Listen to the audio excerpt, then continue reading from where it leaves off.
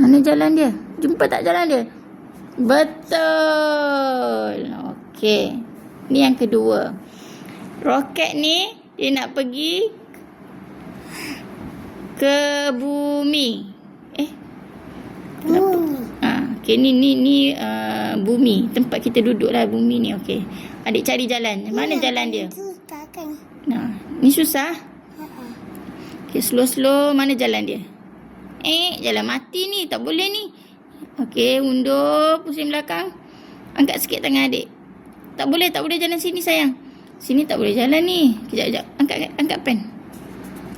Kena jalan kat sini. Pergi lagi. Oh, sini jalan mati. Okey, naik atas sini. Pusing sini. Masuk sini.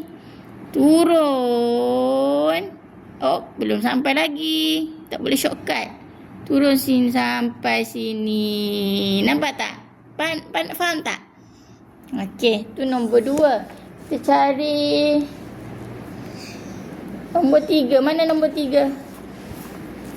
Ni. Okeylah, bolehlah adik nak yang ni. Tapi ni susah. Ni untuk yang hard punya. Okeylah adik nak ni. Okey ni.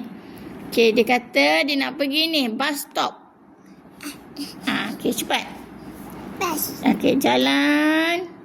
Dia bawa dia. Bawa dia nak pergi bus stop ni. Jangan salah jalannya. Okey.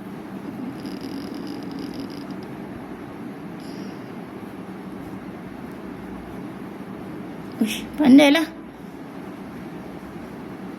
Okey, sampai bus stop. Okey, macam mana pula ni? Monkey ni dia nak makan buah grapes ni, buah anggur ni. Macam mana dia nak pergi makan? Okey.